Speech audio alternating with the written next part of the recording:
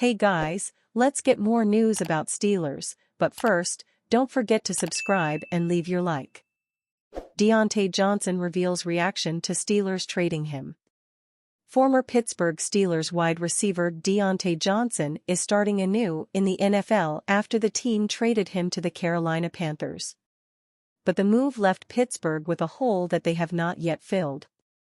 Diontae Johnson talked with Panthers reporters this week about the move and said that the Steelers did not want to trade him to an AFC team, and Carolina is where they ended up settling. I guess they didn't want to trade me nowhere in the AFC. I'm here now in the NFC. It is what it is. They did what they feel they had to was best on their part. I couldn't really do nothing about that. So I'm gonna make plays with whatever team I was on or got traded to. I'm here in Carolina, so I'm here to work, Johnson said. Mike Garafolo of the NFL Network previously reported that Diontae Johnson had discussions with multiple teams, including the Kansas City Chiefs. However, Pittsburgh decided that trading Johnson within the conference would not be beneficial. Instead, they landed on Donte Jackson, who will start opposite Joey Porter Jr. this season. He is on a one-year contract worth $6 million. He had permission, his agent did, to go seek a trade. They talked to a few teams.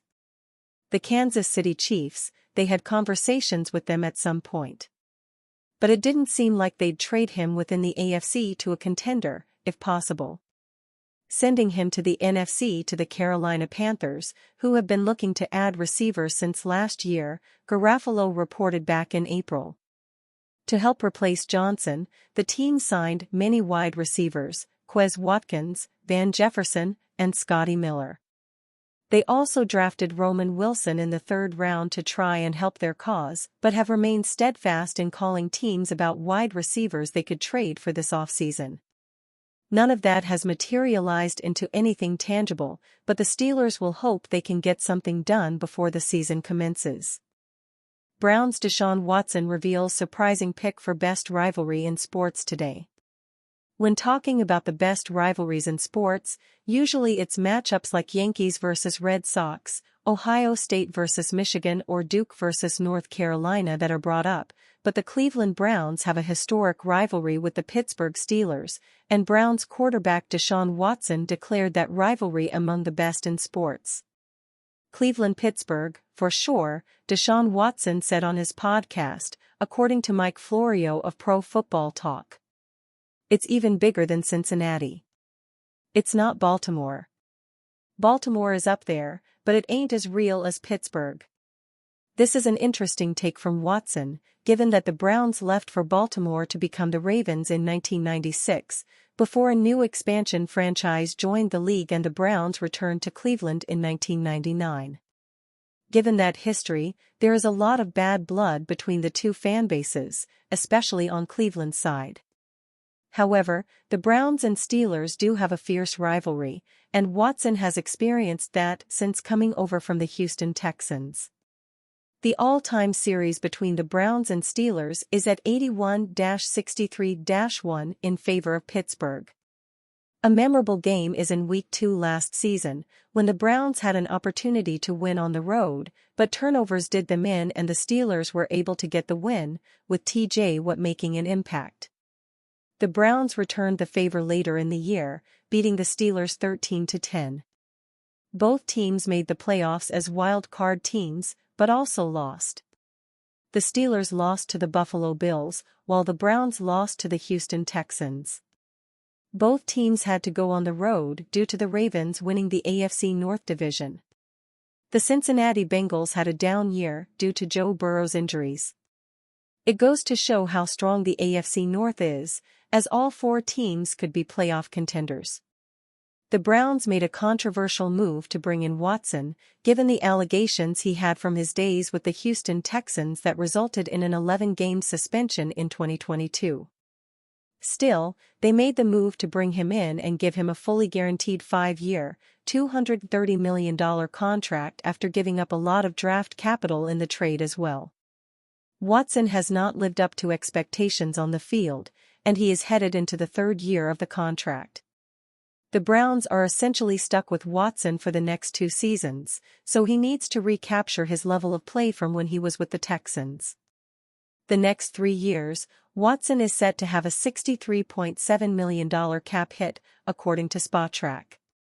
The dead cap hit if he is released this year would be just over $200 million, and it would be over $136 million in 2025. The last year of the contract in 2026, it would be more palatable, but still would be over $72 million in dead cap to release Watson. Needless to say, the Browns need Watson to perform at an elite level to get to where they want to go. Pittsburgh Steelers acquire former first-round pick, pass rusher to pair with T.J. Watt in this trade proposal. If there was one lesson the Pittsburgh Steelers learned from the previous 2 seasons, it was that they can't add enough helpful depth to their defensive line. T.J. Watt is one of the most disruptive pass rushers when healthy, but his injuries have caused the Steelers heartaches for the 2022 season and 2023 postseason. Alex Ballentine with Bleacher Report has a trade proposal that would help the Steelers navigate a potential injury setback in the upcoming season. Ballentine thinks the Steelers could complete a trade for former Tampa Bay Buccaneers first-round pick Tryon Shoyinka. The Tryon Shoyinka breakout season has been an unfulfilled dream for the Tampa Bay Buccaneers for 3 seasons now. After declining his 5th-year option, it seems as unlikely as ever. The Bucs spent the 32nd overall selection on Tryon Shoyinka back in 2021. He's made 34 starts and played in every regular season game since then, but his production has been underwhelming. There's more to the position than sacks, but he has only 13 across 3 seasons. His pressure rate has actually been better than you'd think, but it took a dip in 2023.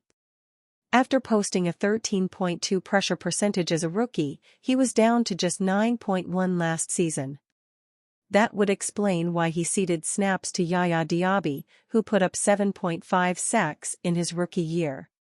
While Tryon Shoyinka has struggled in his first 3 seasons in the NFL, Ballentine thinks the issue could be coaching. The former Washington Huskies standout could resurrect his career playing for Mike Tomlin's staff in Pittsburgh. Tryon Shoyinka's early success and pressure rates would hint at some untapped potential that just might not be reached in Todd Bowles' defense.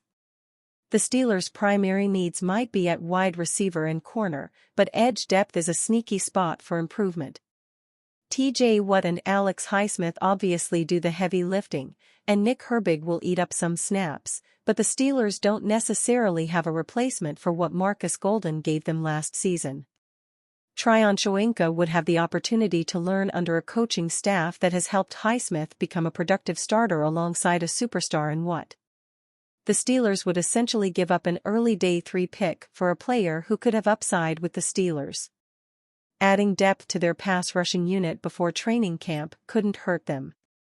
The Buccaneers could cut their losses on Tryon Shoyinka and use the draft capital to improve their roster in 2025. And you fan? What do you think of the situation of Tryon Shoyinka? Leave your opinion in the comments.